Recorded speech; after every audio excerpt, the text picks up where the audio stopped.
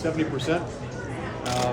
Figured we might, finish somewhere close to that, a little higher than I thought. You've been criticized for term limits, particularly by Ali Isom. If you win a third, will it be your last in the Senate? Well, one of the things I've said from the very beginning is that I wouldn't arbitrarily self-term limit. I believe in constitutional term limits.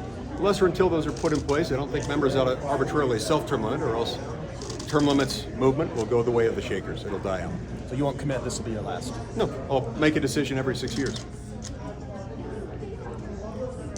Last week, of course, there was the release of some text messages. What would you say Yeah, to voters I heard. who might be troubled by what's in those messages? Look, I did my job. I did my job the way that I've always promised I would go about doing my job. I knew what a disaster Joe Biden would be. And so, right after the election, encouraged the Trump campaign to do whatever it could do to, seek the necessary audits and recounts, and encouraged the Trump campaign and the president himself to acknowledge that he'd accept whatever the outcome of the Electoral College was. Once the Electoral College voted, I knew that was likely the end of it. The only thing that could stop it at that point would be a court order or a state legislative determination.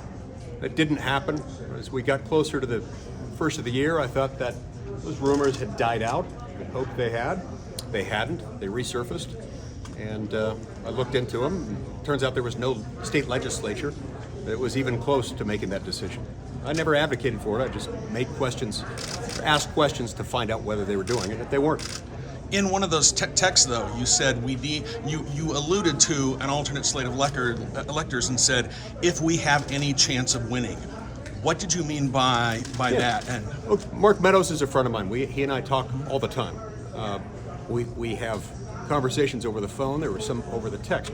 My point was, unless we have that, meaning unless President Trump had a slate of electors, unless there was any ambiguity as to what a state's slate of electors was, there's no role for Congress other than to open and to count. There wasn't. And so that's why I voted to certify the election.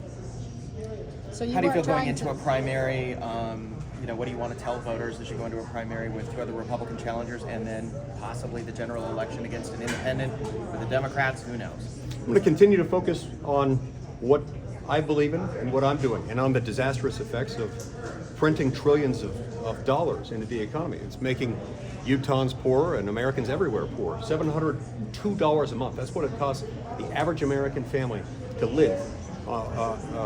Just to buy the same basket of goods and services they buy every month, relative to the beginning of last year. That's what happens. That's the predictable, foreseeable result of spending too much money.